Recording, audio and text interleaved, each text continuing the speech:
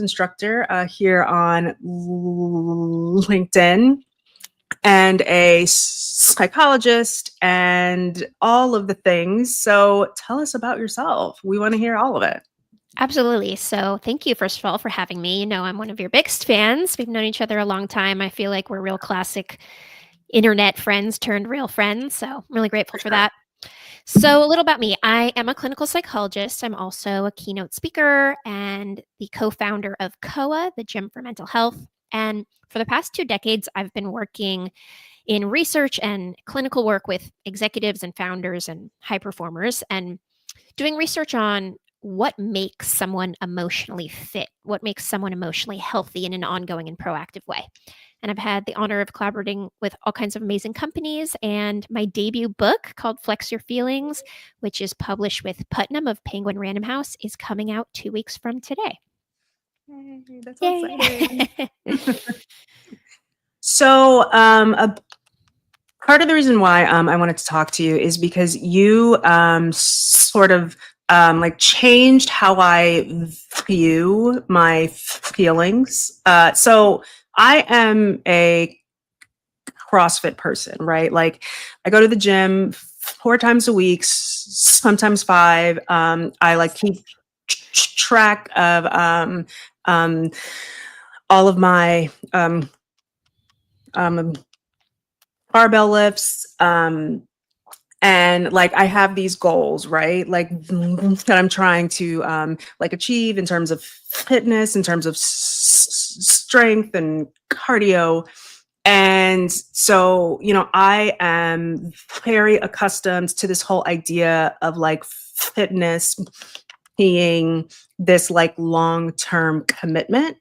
And I think that a lot of us, we view like our feelings and our emotions as things that just come up and that we have to control, and we only really have to engage with them when they come up. And so when you talk about like this whole idea of emotional fitness, it kind of like changed how I view how I engage with my feelings. So tell us how you came up with that concept, because I think it's incredible.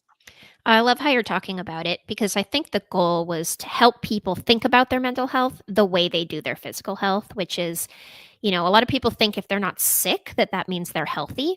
But for someone like you who exercises regularly, eats well, sleeps enough, you'll probably tell people just because you're not ill doesn't mean that you're fit. And the same is true with our mental health. Just because you're not struggling with daily panic attacks does not necessarily mean that your emotional health is where it should be. So I wanted to put some research behind this and figure out what is an emotional fitness regimen? What does a more proactive approach to our mental health actually look like? Like, essentially, how can people do their emotional push ups? And so, Mhm. a number of years ago, I did a big research study, something called an interpretive phenomenological analysis, which is a fancy way of saying that I interviewed 100 psychologists and entrepreneurs. And I essentially asked them the question, how would you know if you were sitting across the table from an emotionally healthy leader, an emotionally healthy person? What do those kind of people do? What do they not do? And out of this research came these 7 traits of emotional fitness, these 7 things that emotionally healthy people are working on all the time, just like a physically healthy person is working on eating well, sleeping, exercise, maybe meditation, that kind of thing. The 7 traits of emotional fitness are mindfulness, curiosity, self awareness, resilience, empathy, your specialty, Yeah. communication, and playfulness. And so, this book that I've written is really about helping people figure out how to work on those things a little bit every day so that they're shoring up their resources, strengthening their mental and emotional muscles, and preventing a lot of the struggles that they might have had to fix down the line. So then, what do you consider to be like the biggest benefit of being emotionally fit? I would say it really comes down to the quality of your relationships. Emotional fitness is essentially working out the relationship you have to yourself and to other people.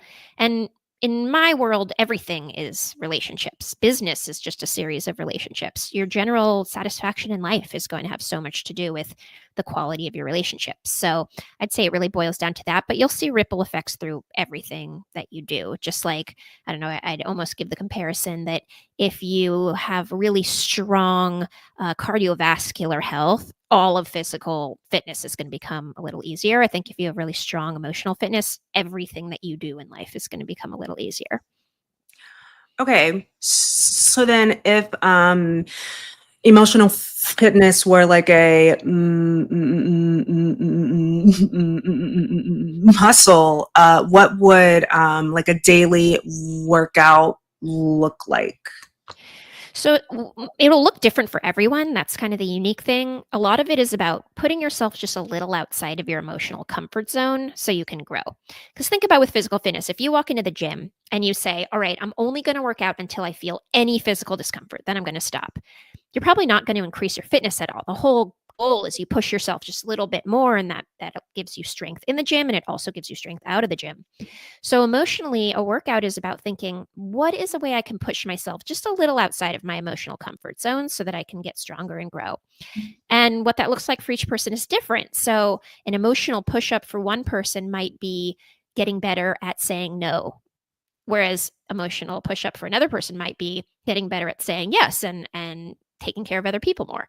But it could be anything from apologizing for a mistake to asking for feedback from someone to putting your phone away at 8 p.m. instead of scrolling until you go to sleep, or pausing before you pour yourself a drink to ask yourself, what am I actually feeling right now? Do I really want to move away from this feeling, or can I sit with it for a bit? So the goal of these 7 traits is, there's a quiz at the beginning. Which of these are my strengths? Which are my areas of growth? And then you kind of lean into those areas of growth and help yourself get stronger there. So I've been having like a lot of conversations about how we are going to bring our entire selves into every single situation like that we find ourselves in, right? And so that has helped me sort of realize that I'm constantly like having to deal with feelings that I'm not always aware that are even there until I'm confronted with a situation where like, oh, like I am having a bad day, or like I am in a bad mood and I wasn't aware of that before until a person triggered it. So why are we so uncomfortable with sort of confronting the fact that we have all of these feelings and that we bring all of these feelings with us to every single thing that we are doing? Does that make sense? Oh, it makes so much sense. I feel like you're speaking to what this is all about, which is we'd like to believe that we can just kind of keep our emotions in a particular box and, only deal with them Mhm. when we want to. And in my experience, the more you're pushing away your emotions, the more you are actually being controlled by them in other parts of your life, and the more that you're carrying them around with you in a way that might not be helpful all the time. So, why is this the truth? I think it has just a lot to do with our cultural norm of telling people that they shouldn't be too sensitive and they shouldn't feel too much and you shouldn't be angry even when terrible things are happening to you and you shouldn't care what anyone else thinks and you shouldn't be sad. And there's just so many messages telling people that they shouldn't feel the things that they're feeling. Especially when we're young. I'm sure many of us have experience with parents making us feel like we shouldn't be feeling certain things in certain situations. And so we learn to push those feelings away and kind of shove them down into our body and push on with our life. And unfortunately, that's not the way because our emotions are like a compass pointing us toward important things and they will find a way to be known. And so emotional fitness is about creating space to understand those things every day, letting yourself feel them, letting yourself understand them so that they have less of a hold on you the rest of the time. And I've found that people who do make this space regularly just feel like they're able to make choices from a more centered and balanced and authentic place. Yeah. So you just said that our feelings are a compass. And, just me personally, so like I went through this phase in my life when like I was just really terrified of just like talking to people as a result of stuttering. And so it became like very clear to me like that I had to face this fear. And so I was seeing this speech therapist like at the time who was like, well, have you tried public speaking? And I remember I had such this overwhelming reaction of just like, how dare you even ask me something so Mm, insane? And I brought it up like a couple of times of like, how am I supposed to do that? Right. Like who's going to want to hear me talk? And so because like it kept coming up, right? And then like I just kept being so bothered by it. Like after like a couple of months, like it really dawned on me like, oh, well, I'm probably so upset about this because I want to do it. And I mm, think that it took me a while to really realize that because of like, if a thing is going to make me angry, oh, then that's probably a bad thing. mm, Well, I think that because of stuttering and just speaking and like trying to figure out like how do I process these feelings, I really learned like, okay, I'm going to feel things, and those feelings are probably a window to an entirely different um, possibility, like that I didn't even know that was on my mind. Yeah, so like that just really resonated with me about your feelings like being a compass. 100%. I think, you know, there is a psychologist I respect so much. His name's Jonathan Shedler. And he talks about our tendency to take things like our depressed feelings, our sadness, our anger, all of these things that society has told us we should just kind of medicate away. And what happens when you try to get rid of a feeling like that, instead of understanding what lives underneath it, is that you are not actually fixing the problem. You're only fixing the symptom of a Mhm. problem. And he compares it to if you were to go to a doctor with a persistent fever and you were to say, I've had this fever for a really long time. And the doctor said, okay, well, we'll just give you Tylenol to bring down that fever. And the doctor never explored why your body had the fever. You could be in some real trouble because your body only has a fever generally when there's something else wrong and it's trying to fix the problem. It's trying to alert you to the problem. And I found that with our emotions, that our emotions are trying to alert us to something. They are trying to understand and fix things. And when we silence the feelings without exploring what they're pointing to, we're doing we're doing ourselves a huge disservice. Yeah. And I think this also like can go into the conversation of, our vulnerabilities are things that we shouldn't be like so ashamed of, Mm, right? Like those are the things like that are going to like help us to better connect with people, to like have empathy, to like be shown empathy a lot easier. I just think about like in my own experience, like my life like improved when I became more comfortable with just showing that, hey, like here are things that make me feel vulnerable, and it hasn't killed me that I've mhm. told you this, right? Yeah, 100%. Not to mention that when we do the things that make us feel vulnerable, we are an example to other people who feel vulnerable that it's still possible to do the thing. And that's really powerful. I heard something once that said, um, there's someone or many people out there with a hole in their life the shape of your story. And anytime you share your story, you are helping to fill this, this hole for people. So I don't know. I think you are speaking to this type of resilience that you also were able to find of doing the thing, even though it was really hard, and then finding out that there is all this, beautiful, profound impact from it. Yeah. Yeah. Well, thank you. Yeah. So, what role do you think vulnerability, as well as empathy, play in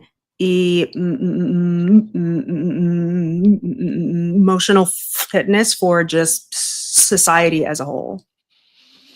I mean, it's all vulnerable, sort of for the reasons we've talked about. There's a whole lot of messaging that's saying that we shouldn't be prioritizing these things and that, we shouldn't be leading with our emotional selves and all of that. But my research kind of shows the opposite, that the leaders out there who are most successful and most liked and most respected are the ones who understand that who they are anywhere is who they are everywhere, and that they are bringing their emotions with them to work, and that the better they manage them, the better everyone else around them will do.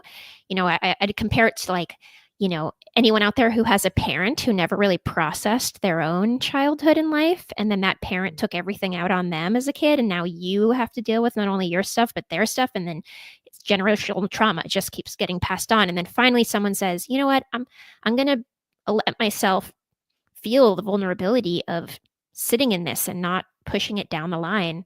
I'm going to go to therapy. I'm going to do my work. And then every generation that comes after you will benefit from that. So, in that way, I think allowing ourselves to be vulnerable is so important. And then empathy, which is one of the traits. And I talk about empathy as really letting yourself feel what other people are feeling. If you intellectually understand what someone else is feeling, but you're not feeling it, that's really more sympathy than empathy. Mhm. And you know, empathy is so important to emotional fitness because you can do all of your own work all you want, but if you're not also able to meet other people where they are, then there's going to be a limit to how deep your connections go. And you're such an inspiration for me around empathy. I know that you've really made a lot of your work about helping people understand it as a concept. So I'd be curious for you how you've found through the work you've done with empathy that it has fit in with your ideas of overall emotional fitness. I mean, okay, so I'm always going to come from a place of like, I don't know the whole story, right? Like, so, like I could be, like at the grocery store and, like a person there is just being like rude to me. And I could take that personally, or I could take a step back and say, hey, I don't know what's going on in this person's life. I don't know why this person is being rude. It probably doesn't have anything to do with me. Right. And so I feel that I became a lot more emotionally fit when I sort of put my my ex- my feelings and my perspective to aside and really just embraced like that I don't have context as to why people are behaving in a way like that they are.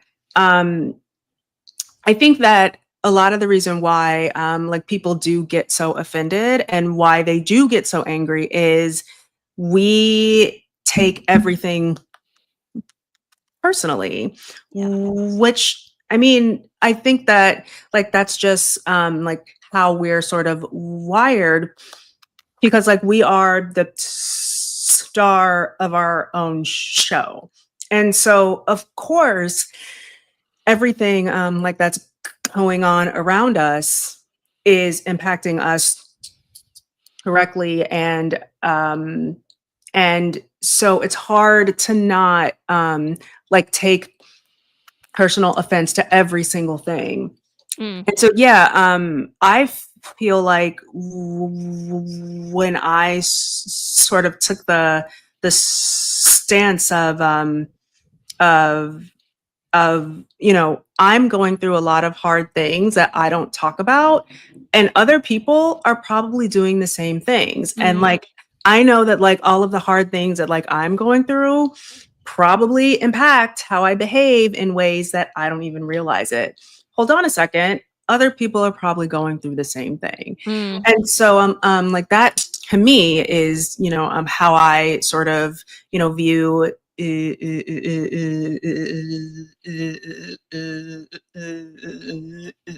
empathy and just day to day, second to second behavior patterns.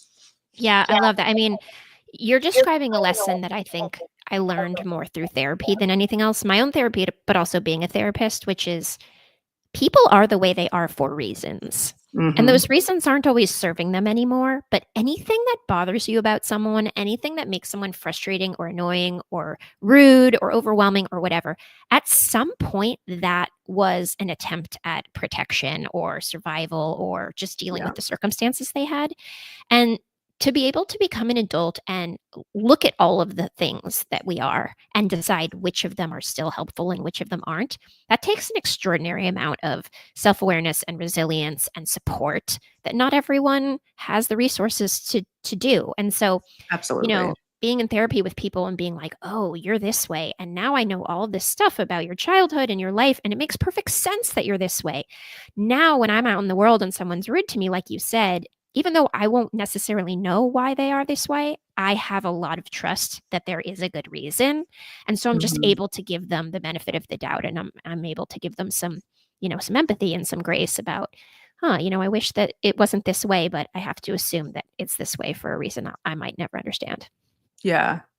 So, on the kind of other end of that, though, a thing that I have talked to a lot of companies about is compassion fatigue, and then empathy fatigue. How does emotional fitness help protect against having that sort of compassion slash empathy fatigue that we're all going to feel at a certain Mm. point? Yeah, such a good question. And I'll tell you my philosophy, and please feel free to push back if this doesn't resonate because you've done so much in the empathy space. But in my experience, when people tell me that they're too empathetic and when they have compassion fatigue, what I tend to feel is that what's really going on is that they don't have strong enough boundaries. And that the idea is not that they should be less empathetic, it's just that they should be more boundaried. So, for example, therapy is one of the most boundaried things there is. I start on time, I end on time. We meet in the same place every week. I'm not friends with my patients. I'm not seeing them at a party later.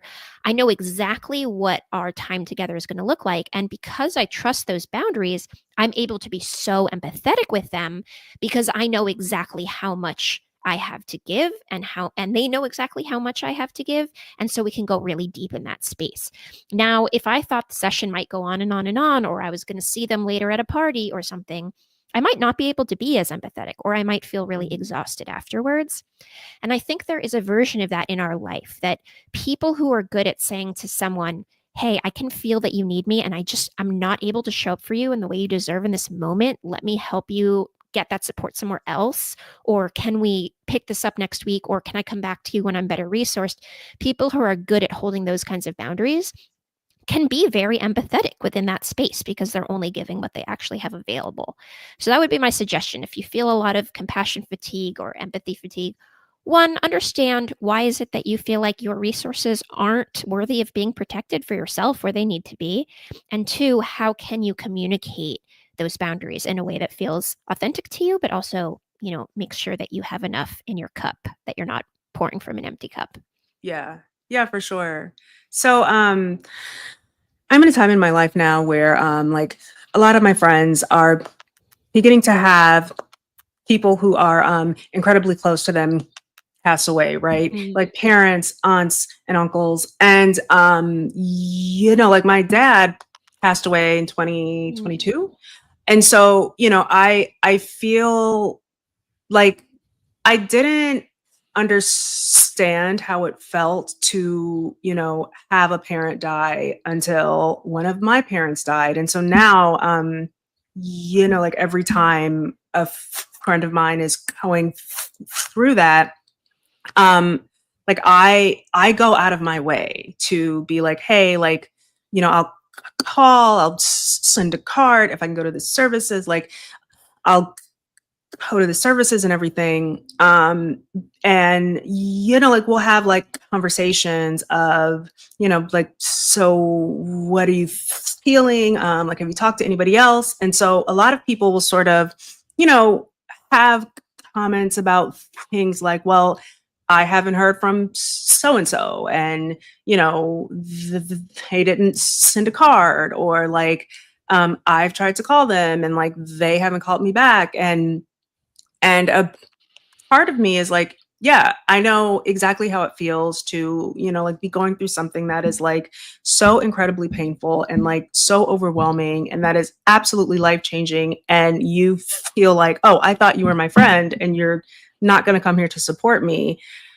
And then I have to take a step back and realize that like a lot of people don't know what to say. And so they Mm, don't say anything. mm, And I think that a part of that is I don't even think that's like compassion fatigue. It's almost like a compassion, like like naivety. error or something. Mm, And yeah. yeah. And so I just, I wonder, how can we find that emotional fitness in those times when, we want to be supportive, but we don't know what to say, and we are a little bit afraid to like experience other people's feelings. Mm. Well, all right, you're speaking to such a complicated thing about empathy, which is if you're not comfortable with your own feelings, you're not going to want to feel anyone else's. So, for Mm, example, if grief and loss is really scary to you, then I can understand that you might find ways to resist showing up for a friend who is grieving or going through a yeah. big loss because you would have to feel their feelings a little bit and you might not want to do that. So, one of the most important ways to raise empathy is to get comfortable with our own feelings. I think that's important. The other thing is there's so much power in asking, and maybe it's not always about asking the person. Like I understand in the midst of grief, saying to someone, "What do you need? What can I do for you?" That's not always helpful because they don't always know, and Yeah. they're so deep in it. But you could ask someone else. You could ask the Mhm. internet. You could ask people in your life who've gone through something similar and gotten through it. You can go out there and say, "I really want to show up for my friend who's going through a hard thing. What's the best way to do that?" And that information's out there. And I think sometimes we worry that if something's not just innately clear to us, that it means that we're not fit to be doing anything about it. And we can learn. We can learn how to be there for each other. We can practice. We can get it wrong. Maybe you offer Mhm. to do something for that friend and they're not happy about it, but effort is an important thing. And over the course of a long term relationship of any kind, you're going to get it wrong some of the time. And in my Yeah. experience, getting it wrong and repairing leads to healthier relationships than just avoiding every situation where you're not positive of the right choice. So then what's one emotional fitness habit that can directly boost a person's ability to really empathize with people, especially when they might be feeling a little bit uncomfortable attempting to do so.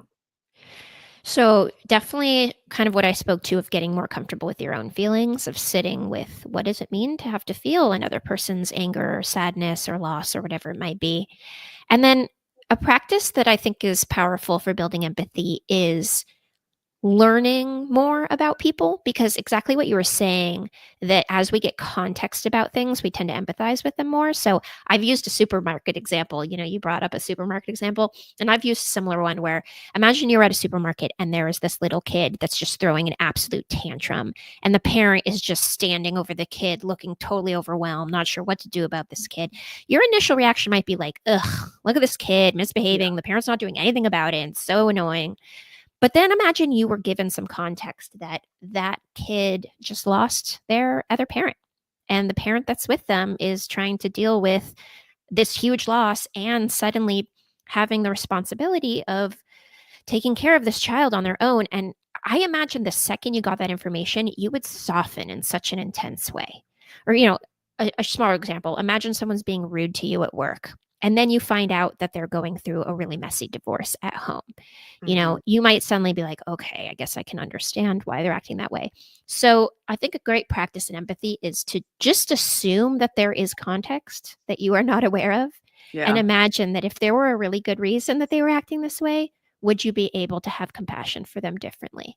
And yeah, sometimes people are just being rude. Sometimes people are just, not kind. But in my experience, you will enjoy life and have healthy relationships if you move through the world with this attitude of compassion and assumption that there's more to it. Oh yeah, for sure. Like I feel like my life got a whole lot better Mm, when I was like, I don't know what's going on in other people's lives. So one, I have no reason to judge. Two, who knows what they're going through, and it could be really hard, and it shouldn't impact how I'm going to behave, right? totally. Yeah, so yeah, like my life just like got way better after I realized that. So let's switch gears here and let's talk a little bit more about technology and Mm. all of those interesting things. So do you use AI at all? Yeah, I use AI to support myself with, yeah, all kinds of things actually. Yeah, I think I'm on the AI train as a thing that exists for sure. There are limitations to it, which I'm sure we'll talk about, but for Mhm. sure it's part of my life. So, like I come from a writing background and like I like always took like really great pride and like, no, I created this content. I wrote this. It came from my brain. And then I decided that, you know what, like I'm just gonna see what chat GPT has to say about some stuff. And I was really surprised at how it was able to sort of like take all of the things that like I had already written and sort of take it like a step further, right? And it gave me some things to just sort of consider when I was creating content. And it also surprisingly, I feel like it helps me be like a lot more productive. Like I know Mm. for me, like I usually have a problem like with that like first Yeah, getting from stage of 0 to like 1. yeah, like that Yeah. blank word document with a blinking cursor that is like being really mean to you and you're just like I don't know what to do right now. And I feel like I use AI now as a way to sort of give me some like conversation cues or just like some ideas of things like that like I could talk about. However, I have seen like that. It has given me like some ideas like that I think are like absolutely incredible. Mm. However, I'm not that into them. And so Mm. it's like, okay, you have to be able to pick out like what things are actually going to work for, who I am and what I'm capable of talking about. So, how do you use it just in your own life? So I'll talk about it in relation to therapy because I think this is becoming a big thing of, will AI replace therapists? Is it better just to speak to an AI bot about your issues? And Really? obviously I have a particular point of view as a therapist, as someone who understands some of the complicated nuances of what therapy really is that I think might not be obvious if you haven't been doing it for a really long time. Yeah. So I want to say, I think even in the world of mental health, there's a place for AI. I know there are people out there who can't afford therapy, who really don't feel like they're able to access it for any number of reasons, who want help thinking of strategies, who want to just work through their thoughts. Like, I can see that there are reasons why AI in a therapeutic context can be helpful. But what I think Mhm. people might not totally understand is that the true mechanism of healing in therapy is the relationship. The relationship you have with your therapist becomes this kind of microcosm, this sort of, I don't know, this way of practicing every other relationship you have in your life. And the therapist actually really cares about you. And through that care, a lot of healing is done. And the relationship you have with an AI bot is never going to be a real relationship. And on some level, we know that. And I just think there's a really important type of healing that can't happen through a fabricated relationship. So, I'm wary of these things and also not here to say that there's no place for technology in the world of mental health. So then, do you think that technology could potentially make emotional fitness a little more challenging for people? Yeah, I could see how it could both help and hurt. I think it could be helpful in the sense of, I could imagine going into ChatGPT and saying, "Hey, I just read this book about these 7 traits of emotional fitness. Here are the ones that I think I could work on. Please give me several ideas about how I could work on these in my life. Like, what are some things I could do today to flex my feelings in these areas?" But where I think it is harmful is where you start to rely on it to be the, like I said, the relationship itself instead of going out and strengthening your actual relationships. My fear with AI is it is the illusion of the good stuff without the vulnerability of the tough stuff, And one Yeah. thing I compare it to is, I think AI porn is about to become this big crazy thing. And there's going to be this whole generation of people who think, well, why would I go out and risk rejection and have to talk to actual people and deal with all this vulnerable stuff when I could just kind of get all of that out of the picture and focus only on the more, easy, pleasurable side of this. And yeah, I could see the appeal of that in a particular way, but I think our life devoid of those real relationships will end up feeling quite empty. And so I think the same is true with our emotional fitness. We need other people. We need to do this work in relation to other people. Yeah, for sure.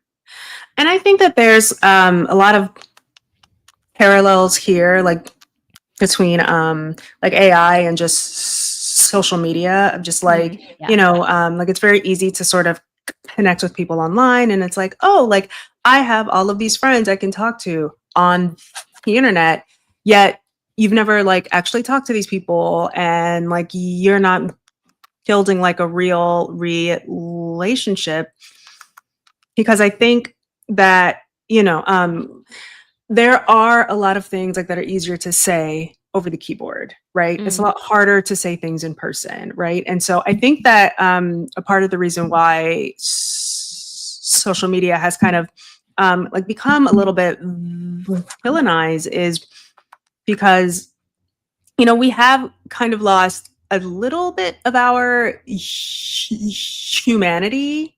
However, I am a very positive person. I also love social media, and I think that it does a lot of good as well. And I think that that's like my big concern with all of the like AI tech is that, you know, if we allow it to, it will take away Mm. our ability to really sincerely connect with other people. Yeah, I talk about social media as being like the fast food of connection. Like it's Mhm. better than no food. If you're Yeah. starving, fast food is better than nothing. But if all you eat is fast food for your whole life, you're going to end up with some really big problems down the line. And that's how I feel about social media. If that's the only kind of connection you have, you're causing more problems in the long run than you're fixing. And, the other thing you mentioned that feels important is that when you're behind a keyboard and you're not seeing the effect that your words have on people, sometimes you're saying things that are really painful or hurtful or just misattuned, and it's hard to know that. It's very sort of a just, I don't know, I want to say tone deaf, but I feel like there must be a more considerate term than that. It's just you lose a lot of information that way. Yeah. Yeah.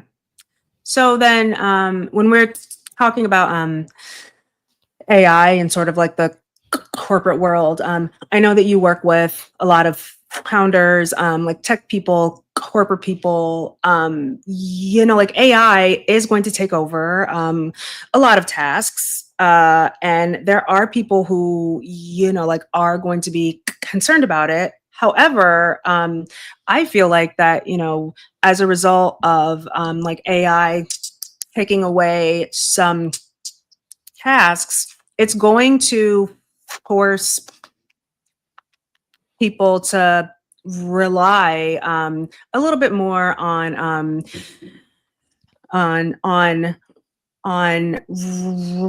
resilience and Mm. emotional intelligence. So, what are some emotional fitness skills like that are becoming essential as these AI tools are doing a lot more and more of all of the work that we were doing? That's interesting. I saw something not that long ago that said, I thought AI was supposed to take all of our menial tasks so that I could make music and art. I didn't think AI was going to make music and art and leave me with a bunch of menial tasks. So I think one of the things is us thinking about what actually brings us joy. What are the things that we get something from doing ourselves? Like I think about what you were saying as a writer, that there is something really rewarding about looking at a piece of writing and saying, that came from my brain. I Yeah. made that, and it comes from passion and experience and wisdom and hope and these things that come from inside me. And I imagine that when you put a prompt into GPT and it spits out a piece of writing, you probably don't feel exactly the same thing about that. Maybe Mhm. when you edit it and make it your own, you do. But if you were to just copy and paste that, it would strip it of a lot of what makes you love to write in the first place, is what I would Yeah. imagine. And so I think we have to challenge ourselves not to trade authentic joy for convenience. Yeah, use AI to do the things you don't want to do, but don't use it instead of doing the things that you do love to do just because it would happen faster or more easily. There is real beauty in doing things the hard way sometimes. So let's not forget that for ourselves. Yeah. So, like AI is doing things quickly, very quickly, like Mm, things that would take us, a couple of hours, like it can do in a couple of seconds, which, totally. a little terrifying, but also cool, kind of, I guess. But I think that, I like always preach patience as a way to like be more empathetic. However, it's harder for people to be patient when we live in a world where things are continuously going faster and faster and faster. So how can we stay emotionally fit when our environment rewards Mm. speed over connection? Oh man, you're speaking about such a complicated thing. I study ADHD. I have ADHD. I've studied it. I did my doctoral research on it. I've moved through the world with ADHD. And one of the really interesting things I'm seeing is that almost everyone seems a little like they have ADHD now, because ADHD is when you have low levels of internal stimulation. Often it means not enough dopamine. And so you're kind of seeking that stimulation and that dopamine externally. And I think now that we all have this little omnipotent computer in our pocket all the time, that's feeding us notifications and dopamine all the time, we've all become kind of dopamine addicts in a way. And we're all constantly seeking more dopamine all the time. And I think AI is just going to increase that. We're going to become less patient. I was recently watching a movie from my childhood, and the credits at the beginning were so slow. I was so frustrated that they weren't moving quickly. And that's not how I felt as a kid about that. We're just now used to things being so, engaging and moving so fast all the time. And in that way, I think we're losing our humanity a little bit because our brains didn't evolve to have things move at lightning speed all the time. So I Yeah. would say, I'm not anti technology by any stretch, but I would say it's important to build technology free spaces into our lives in a really regular way. There should be times of the day where you are not looking at your phone or your computer or television screen, where you get back into nature and remember what our bodies were really made to do and enjoy, and where you give yourself an opportunity to reset that dopamine a little bit so that you're not constantly moving from this sort of addicty space of trying to just get your ever increasing dopamine fix. Yeah. Yeah. I think a part of the reason why, like, I've always just really, like, enjoyed going to the gym and not like working out on my own, right? Like, I like to go to classes where there are like going to be other people there. I like to go at like the same time of day. Is that, I mean, I have spent my entire career working at home. And so I know how important it is to be around people. I mean, like, I have days when like I don't talk to people and like I'm just like talking to like my computer through Yeah. email, through text, or like I'm talking to somebody on the phone, or like I'm doing a Zoom or whatever it is. And I feel so much like sadder at the Mm, end of those days. And so earlier on in my life, I was like, okay, I need to get out of the house, right? Like I need to like go to a place almost every day where like I can see people and like actually like have real conversations. And like even though it is anxiety inducing, especially now when I feel like we're all probably like socially awkward like in this post-pandemic world, it's so important to like be around people and to like have that mm, experience and like look people in the eye and like do yeah. an activity as a group together and have people like root for you and like Mm, all of that stuff. And yeah, I feel like it's so good for just your just overall being when you are like forced to like talk to people and like be around people and like not engage like with your phone. mm. Yeah. Oh, for sure. At COA, we say emotional fitness is an individual journey but a communal pursuit, Yeah. meaning, when you go to the gym, no one can lift your weights for you. You have Oh to lift yeah. your own weights, but it's a hell of a lot easier to lift weights when there are other people around who are also lifting weights, and when there are people cheering for you and spotting you, and people who are newer to it and show you how far you've come, and people who are more experienced and show you where you're trying to get to. And the same is true with our emotional fitness. You're going to have to do this work, but it's so much easier to do it when you have community and other people who value it and who are doing their own work and who are there to spot you and cheer you on. So find your people, find your community, and prioritize that alongside anything else that you're doing. Yeah. So I like to sort of close these out on like the most positive possible sort of perspective, and that you know I love technology, and I really do like enjoy AI, even though I know that a lot of people are concerned about how tech is really, you know, changing us, and how it, could be taking away things, how it could be making us less vulnerable, or like less like able to sincerely connect with people. And so I always like to end on like a sort of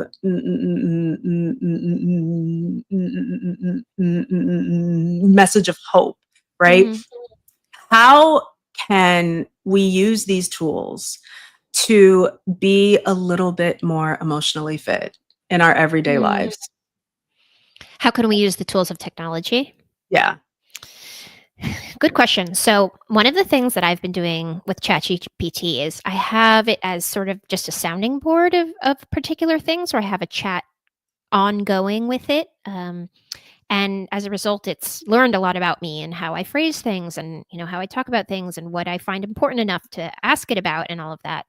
And even though I would never replace my actual therapist with ChatGPT, every now and then I will say things like, "What are some things that I am not seeing about myself that I should be thinking more about? What is some work I could do on myself?" And it'll give me a nice answer. Or then it'll say, "Okay, answer again, but this time be blunt and treat me like someone who can handle hard truths." And just the other day, it spit out something that was like a real, like, oh, damn, like that is true. And I need to go work on that. And I'm going to go work on that with my therapist and with the people in my life. I'm going to do the real work. But I might not have seen that particular thing if it hadn't shown me that. So I think there is a lot of use for technology out there. Don't use it to replace your humanity, but it certainly can enhance it in all kinds of ways. I love it. So good. So, so good. This was so much fun, Dr. Emily. Oh, yeah. Where can people find you and where can they buy your book? Yes, so I'm on all the platforms at Dr. Emily Anhalt. Connect here on LinkedIn. The book is called Flex Your Feelings, Train Your Brain to Develop the 7 Traits of Emotional Fitness. I have clinical examples in there. I have really concrete tools that you can practice. I have a quiz at the beginning and end.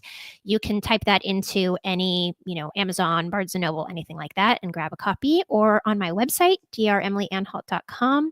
That's on there too. And Sharon, I just want to thank you again. You're such an absolute gem, and I'm really grateful Thank for our you. connection. And here's to much more ahead. Much, much more. I am so excited to read your book. I'm probably going to get it on the day it comes out because I pre-ordered. So I'm Love so that. excited. Can't wait to read it. All right, that's all we've got. So thank you guys. We'll be back in a week with more empathy and automation. Bye. Bye.